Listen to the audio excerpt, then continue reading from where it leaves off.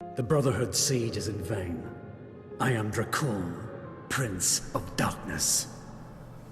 Hello there, Seraphim17 once again. This is my Castlevania Lords of Shadow 2, Prince of Darkness video walkthrough. We're about to complete the Mirror of Fate, and...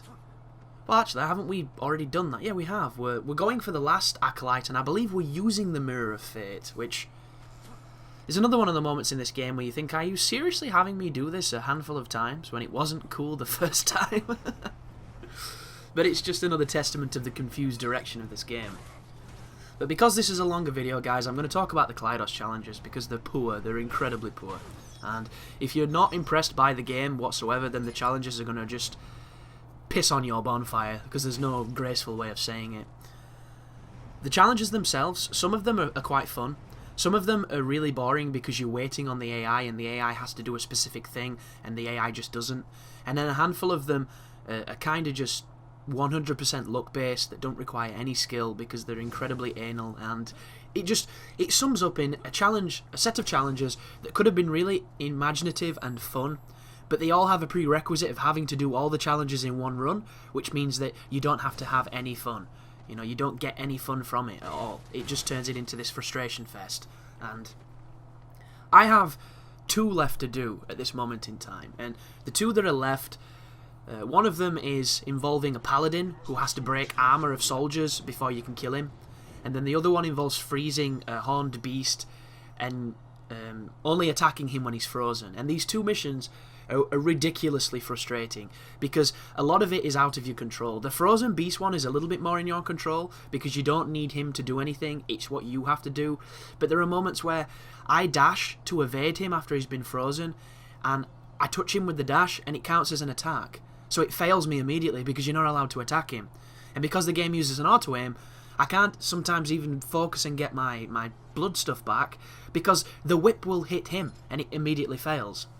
And from this point, I was introduced to the concept of the worst game design in this game, which is, to get to the Kaidos challenges, you have to go through the Chupacabra's shop. Inside the Chupacabra's shop, you can't select what relic you want on, you can't heal yourself, you have to travel quite a long way to get any kind of chaos or void magic back. There's a whole bunch of bullshit you have to do. And then when you go into the void challenges, there are cutscenes that happen every single time that have to be skipped.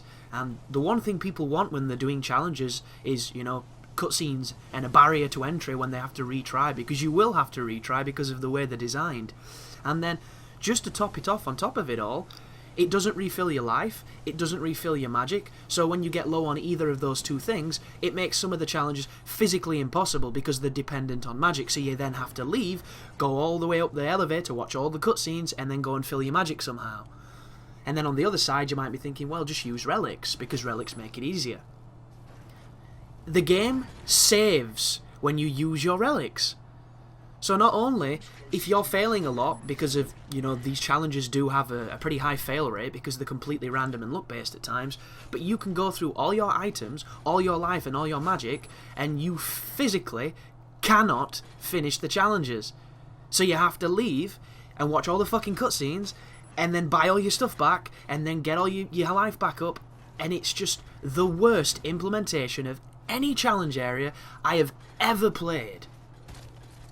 It's just completely baffling, and I wouldn't mind if the challenges were skill dependent and they were hard, because I like that. You give me something I have to fight without being hit, and it's super fast, and I have to learn a pattern for several hours, I'll do it. You give me something where I have to wait for a fucking enemy to do a specific attack and it stands around picking its ass, and I get hit by its flunkies and fail, I don't like. And that is literally what these sequences are. And anybody going for the Kaidos challenges, you're going to notice that there are these flaws unless you get really lucky, because they're the kind of challenges that you can do in 1 attempt, or they'll take you 1,000 attempts, and it's literally all there is. And it's a big shame too, because the combat in this game for the most is incredibly fun, and they've somehow managed to just completely drain all of that fun from it, and I think it's a very sad thing. But this courtyard here is an interesting fight with you and your buddy.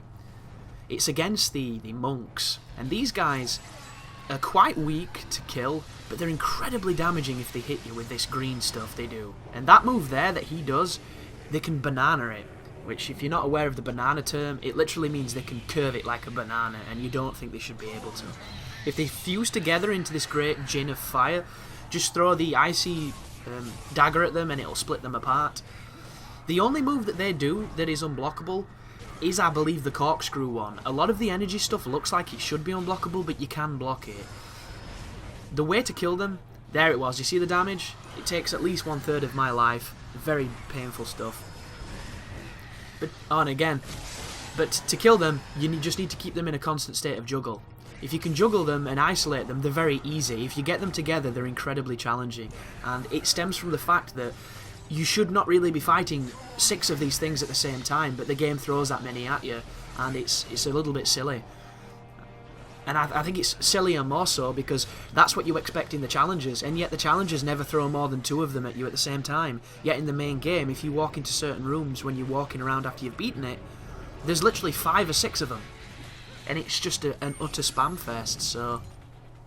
Oh, you might have noticed too, they summon normal enemies, which is a good and bad thing. It's a distraction, and the normal enemies can often kill you if you're not paying attention, but you can also get your life back on them, you can build your blood back up and get your chaos and your void.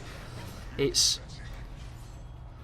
one of the more interesting fights, but I think it could have been balanced better, but that's just coming from somebody that has a passion for balancing difficulty. And that right there, do you notice that every time I'm in the air, they're doing the anti-air move, and it's somehow managing to miss? I don't understand the programming on something like that. It's literally a, stay close to us or we'll fuck your move. And it's strange. Especially that they can do it when you're not looking at them. But that's just another thing that Mercury Stream are showing that, they're new to this. They've only made 2 of these action games. So the fidelity and the finesse of some of the more complicated ones and some of the more well-polished ones is just not here. Which is why I will never say this game is a masterpiece, because it's not. But what it is a very confused game that is incredibly fun and could have been so much more than it is. Ooh, the disheartened statue's over here. I forgot about that. So there's a really funny moment after we come back from this area. There's 2 giant fat things and a giant mech fighting. And as soon as you turn up, they all stop pretending to fight and try and kill you, which is always glorious to see. And if you've got a... Bloody hell, he hit me again with that move. It's so annoying. And I should just use the mist, but at this moment in time, for some reason, I don't have it on. But you can use the dragon, which will kill everything, except for the paladin in the challenges, I found out. That gets rid of all the stuff and you can just carry on. Or you can try and sneak past them, which is what I do, because I have no interest in fighting 3 huge monsters that I've already fought before, and that each of them were pretty much bosses before they became normal enemies. So sneaking past them is a work of art, and it involves a lot of jumping and a lot of slow motion camera pullbacks to show you that they're trying to snipe you off the jumping perch. And it's one of those tests of willpower where you're just like, "Ah, you bastard, don't you fucking up there!" You just start growling and getting super mad. And it's all because they've been programmed with this ability to stop you from escaping.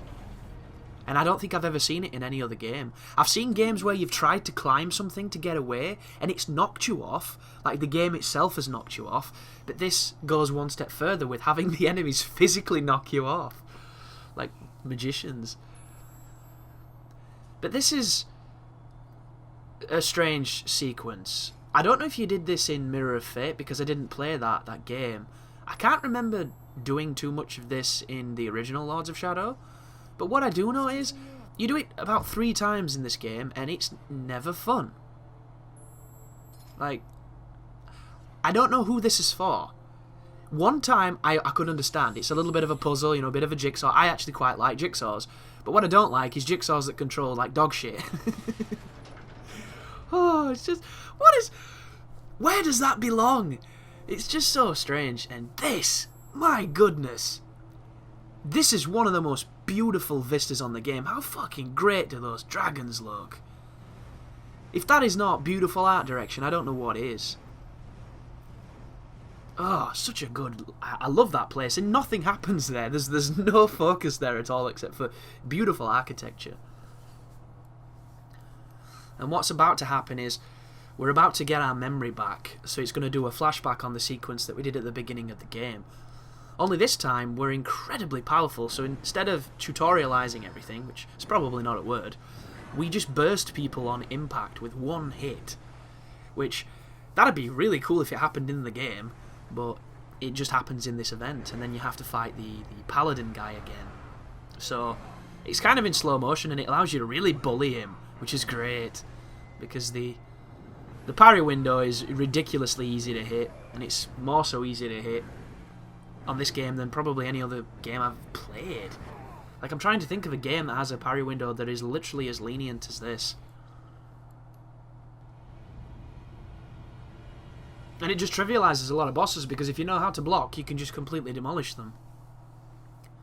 And on the first game, you had to be really skillful to block, because it was a tighter window, and the whole notion of a parry system is that it rewards skill. Not everybody should be able to do it, but on this game, you're going to do it by accident just because the window is so wide. But thank you for watching anyhow, and as always, you take care.